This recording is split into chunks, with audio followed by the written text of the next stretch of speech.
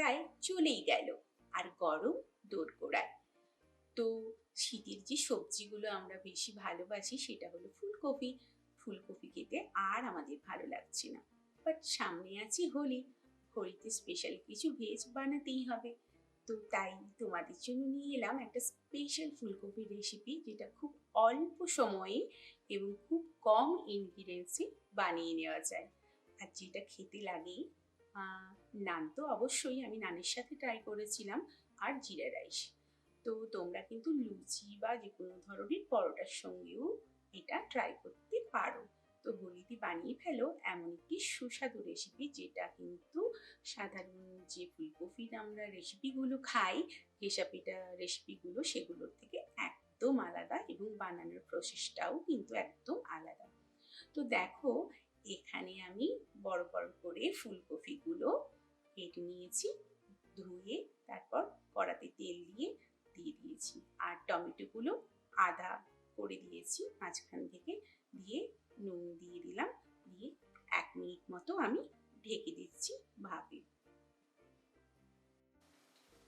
1 minute পর দেখো টমেটোগুলো নরম নরম হয়ে গেছে, আমি তাই এক সাইডটা উল্টে দিচ্ছি, যাতে টমেটোর ছিলকাটা আমরা খুব সহজেই ছাড়িয়ে নিতে পারি।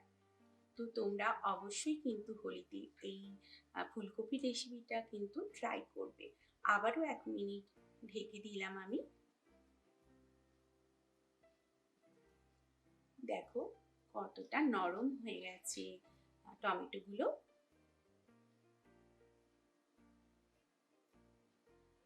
আমি আঁচটা কিন্তু একদম লো ফ্লেমে রেখেছি। দেখো এইভাবে একটু জল হাত করে ছাড়িয়ে নেবে ছিলকাগুলো, খুব একটা অসুবিধে হবে না। তোমরা হয়তো ভাবছো খুব গরম বা কিছু এরকম একটা, তো জাস্ট দেখতেই মনে হচ্ছে ওরম, তো খুব সহজেই ছিলকাটা উঠে যায়। দেখো টমেটোগুলো একটু খুন্তি দিয়ে ম্যাশ করে দিলাম, আর সাথে দিয়ে দিলাম কাঁচা লঙ্কাগুলো জাস্ট মাঝখান থেকে একটু ভেঙে। আবারও ঢেকে দিচ্ছি 1 মিনিট মতো।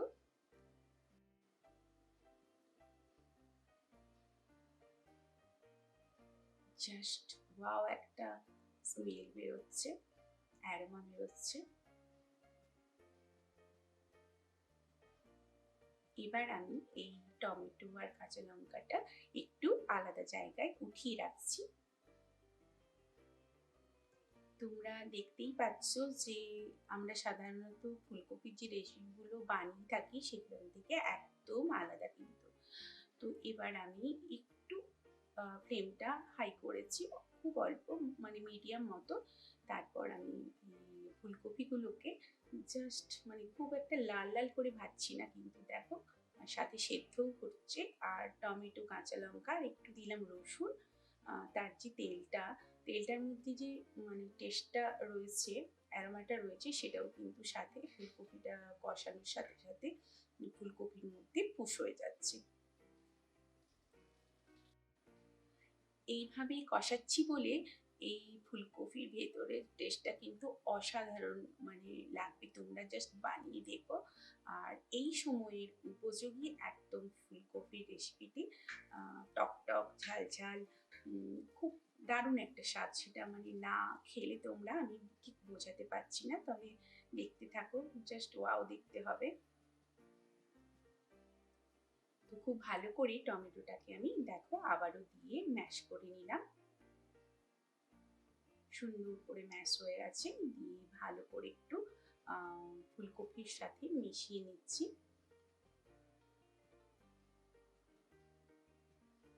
পুরো রান্নাটা দেখার পর তোমাদের কেমন লাগলো অবশ্যই আমাকে কমেন্ট করে জানিও। তো আবারও একটু ঢেকে দিলাম, যাতে এই টমেটো বা এই যে মশলাগুলো দিয়েছি তার অ্যারোমাটা ফুলকপির ভেতরেও পুশ হয় আরো ভালো করে। সবথেকে মজার বিষয়, এই রান্নাটাতে পেঁয়াজ ইউজ হচ্ছে না। সাধারণত আমরা কিন্তু ফুলকপিতে পেঁয়াজ দিয়ে থাকি, জিরে দিয়ে থাকি, আদা দিয়ে থাকি,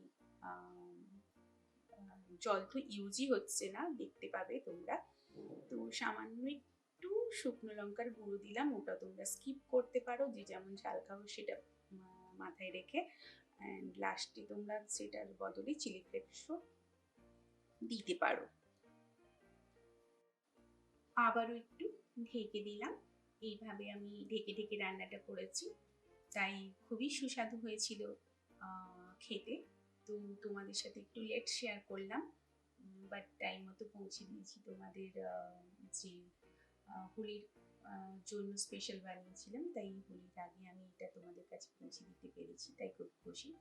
তো দেখো, গ্যাসটা বন্ধ করে আমি দিয়ে দিলাম একটু বাটারটা দিয়ে আবারও ঢেকে একটু স্টে টাইম দেবো, দিয়ে আমি পরিবেশন করে দিয়েছি। দেখো, আর ওপর থেকে দিলাম জুলিয়ান আদা, অপশনাল, দিতে পারো নাও দিতে পারো, বাট দিলে খুব ভালো লাগে। আর দিলাম ধনে পাতা, তবে এটা ধনে পাতার বদলে মৌরি পাতা ইউজ করলে এর যে আসল টেস্ট সেটা কিন্তু পাওয়া যায়, বাট আমার কাছে ছিল না, তাই দিলাম না। তোমাদের কাছে যদি থাকে অবশ্যই দেবে। তো কেমন লাগলো অবশ্যই জানিও। পরবর্তী আরও একটি এরকম রান্না রয়েছে, তার জন্য তোমরা সাবস্ক্রাইব করে নিও, নোটিফিকেশন বেল অন করে রেখো, যাতে পরবর্তী এরকম আরও একটি ফুলকপির আপলোড আমি আনতে চলেছি, যেটা তোমাদের এরকমই ইউনিক লাগবে এবং খুবই ইজি আর এই সময়ের জন্য পারফেক্ট। তো এখনের জন্য এলাম, টাটা, বাই বাই।